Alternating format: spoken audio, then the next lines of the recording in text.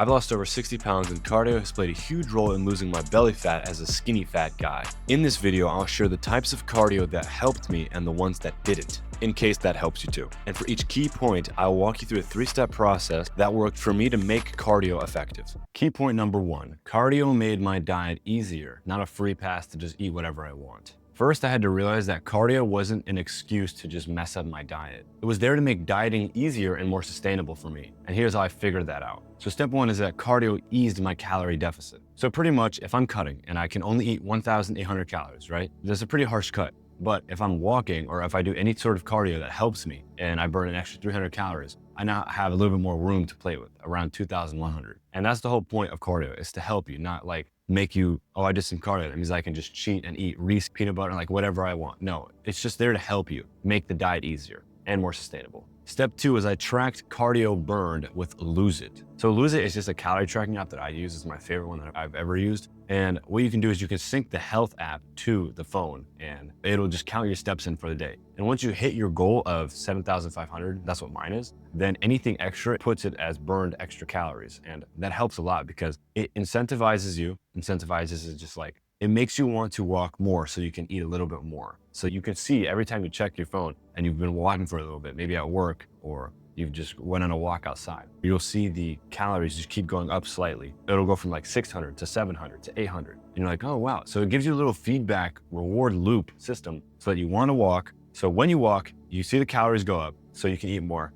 So then you just rinse, repeat. And it's really, really helpful. And yeah, that was step number 2. And step number 3 is make dieting sustainable with cardio. So instead of going on an absolutely extreme cut, I recommend going for 500 calories off, or if you want to go a little bit harsher, 800 calories, right? So if I'm doing 800 calorie deficit, that means I'm around 1,700 calories, right? Now that's really hard to maintain and it's super hard to, it's just hard, right? But if you apply cardio and it actually helps you to burn some calories so that you have a bigger window, instead of it being 1,700, it's like 2,000, 2,200, you know? So you want to use it to help you, not be a crutch. And then now we're going to go into what cardios worked for me and which ones didn't. Key point number 2 was that running and swimming was the wrong cardio for me. I found that running and swimming wasn't sustainable when it came to losing weight, specifically for losing weight. Obviously you want to run and you want to swim for other health benefits, do that. But for me, it was only to lose weight and it was not sustainable. And here's what I learned. The first thing I learned was that running and swimming spiked my appetite. So what I mean is like, yes, you can run for an hour and burn more calories than walking for an hour. But when I walked for an hour, my appetite wasn't through the roof. And when I ran, it was. So it was a lot easier to just walk for an hour, burn less calories, but in the end, not eat as much, because when you run, you get really, really hungry, therefore eating a lot of food. Same thing with swimming. Instead of swimming, I just walked. And then afterwards, I didn't crave the entire galaxy. The second thing I learned was that joint pain was like a serious problem because I was fatter. The second thing I learned was my joints started to hurt when I was running because I was 226 pounds. So not only did my appetite spike through the roof, but I also started to get joint pain, which was not fun at all.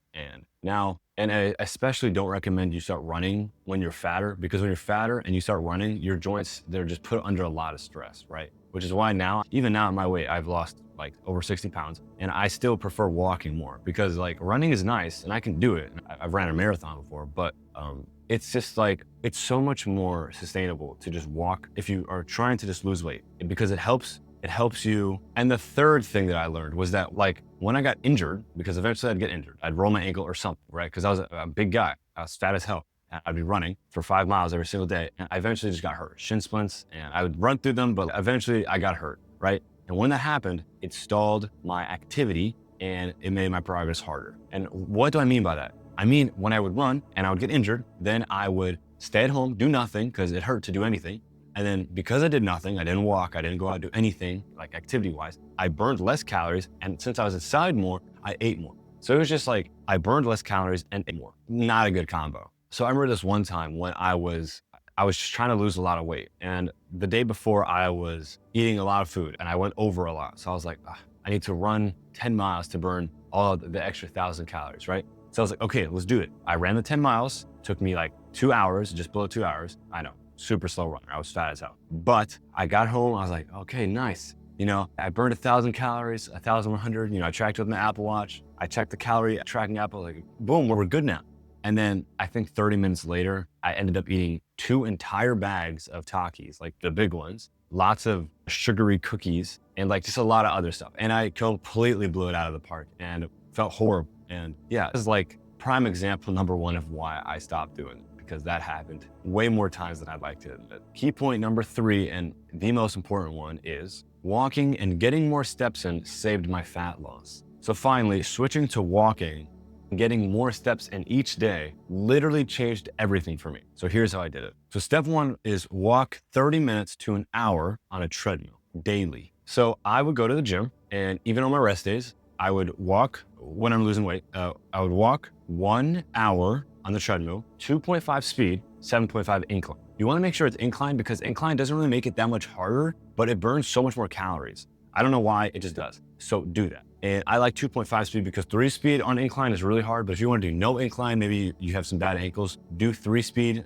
Do it where it's like sustainable for an hour. If you think you can do this for an entire hour. And if it gets hard, just dial it back. Just do 30 minutes, do 45 minutes, or do once like 40 minutes and you're aiming for an hour and you've been doing it for 3 speed, then just put it to 2 speed and just chill out for a little bit, 5 minutes, rest, and then you have only 15 minutes more to go. And then you can continue to actually lose some more weight. You don't want to be like super hardcore when it comes to treadmill, 15% incline, 3 speed, because that's pretty much the same thing as running. You want it to be sustainable so that you can just sit on your phone, catch up with anyone you want to catch up with, check your bank account, see it's negative $1 million, check your calories for the day, realize you're cooked for the day, do whatever else you want to do, watch YouTube, watch Netflix, watch Peaky Blinders. I'm just throwing out everything I do. Do that and you will forget that you're even walking, and it's just a cheat.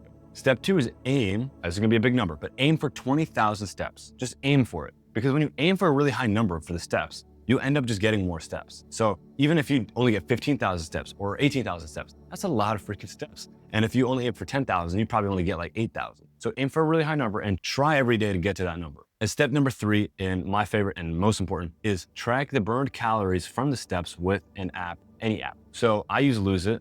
Just download any calorie tracking app and sync your steps and allow it to include the burned calories from the steps to the total calories that you have for the day. Doing that will ensure you lose a lot of weight. Actually, I take that back because I don't guarantee anything. These are just things that have helped me. And if I could go back in time and talk to my younger self, that's exactly what I would have told them. And yeah, I hope you guys enjoyed that. If any of that helped you, just comment below which one you liked most. And yeah, if you like my videos, I would just love it if you just comment. That's all. That's the only thing I'm asking for. Thank you. Love you all.